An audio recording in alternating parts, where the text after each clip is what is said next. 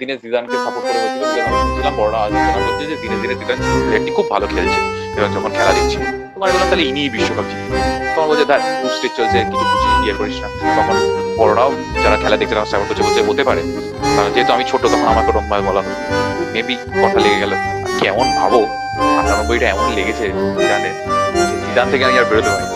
ঠিক আছে, পরবর্তীকালে আমার যদিও এমনি অনেক চেঞ্জ হয়েছে, খেলা দেখে সাপোর্ট করা আলাদা আলাদা ব্যক্তিকে হয়েছে, অনেক ব্যক্তি এসছে, বেকহাম এসছে, শেয়ারার এসছে, ওয়ার্ডক্যাম্প এসছে, আরো প্রচুর আছে, ফিগো এসছে, মরিয়েন্তাস এসছে, প্রচুর, রাউল মানে মাদ্রিদ স্পেন রাউল, প্রচুর লোক এসছে, রোনাল্ডো নাজারি পরবর্তীকালে ছিল রোনাল্ডিনো।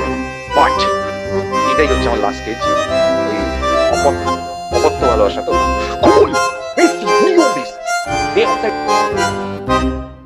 ভাই ভাই এই জন্যই বিশ্বকাপ, এই জন্যই বিশ্বকাপ। ওয়াও, এবং হোয়াট আ টাইম গাইস, এটা আমার হাইলাইট হয় আজকে।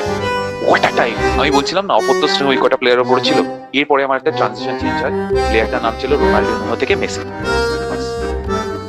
আনপ্যারালাল আনকন্ডিশনাল একটা ভালোবাসা জন্মায়, মারাদোনা ফুটবল মেসি অতি আবদ্ধ হয়ে থেকে গেল। এবং হোয়াট আ টাইম, এবং জানি না সকাল সকাল হয়তো শুনছেন, ইস এটা জানলে আমি আরেকটু অন্য কিছু চেয়ে নিতাম ভগবান।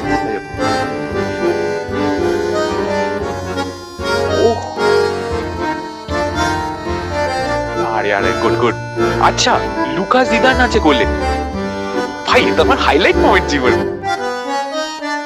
লুকাস জিদান আছে অফকোর্স গোলে, জিদান দিয়ে শুরু হলো আমার, হ্যাঁ অপত্য শ্রেণী ফুটবলে।